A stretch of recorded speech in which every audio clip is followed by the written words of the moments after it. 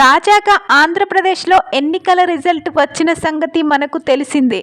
ఈ ఎన్నికల్లో గెలుస్తుంది అనుకొని ఎంతో నమ్మకం పెట్టుకున్న వైఎస్ఆర్పీ పార్టీ ఓడిపోయింది.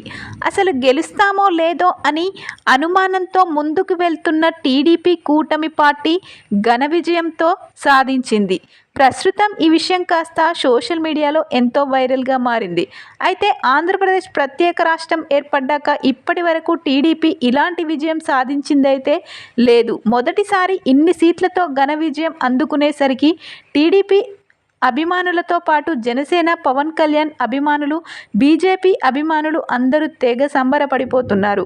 అంతేకాదు సినిమా ఇండస్ట్రీ నుండి ఎంతోమంది చంద్రబాబుకు, పవన్ కళ్యాణ్కు శుభాకాంక్షలు చెప్తూ సోషల్ మీడియా వేదికగా పోస్టులు షేర్ చేస్తున్నారు. ఇందులో భాగంగా అందరూ ట్వీట్ చేసింది ఒక ఎత్తు అయితే జూనియర్ ఎన్టీఆర్ ట్వీట్ చేసింది ఒక ఎత్తు అవుతుంది. ప్రస్తుతం ఈ విషయం కాస్త సోషల్ మీడియాలో ఎంతో వైరల్గా మారింది. ఎందుకంటే తన సొంత తాత పెట్టిన టీడీపీ గెలవడంతో ఎన్టీఆర్ దీనిపై స్పందిస్తాడా లేదా అనే ఉత్కంఠ ప్రతి ఒక్కరిలో ఉంది. అయితే ఈ ఉత్కంఠకు తెరదించుతూ జూనియర్ ఎన్టీఆర్ నిన్న తన ట్విట్టర్ ద్వారా టీడీపీ పార్టీపై పోస్టు పెట్టారు.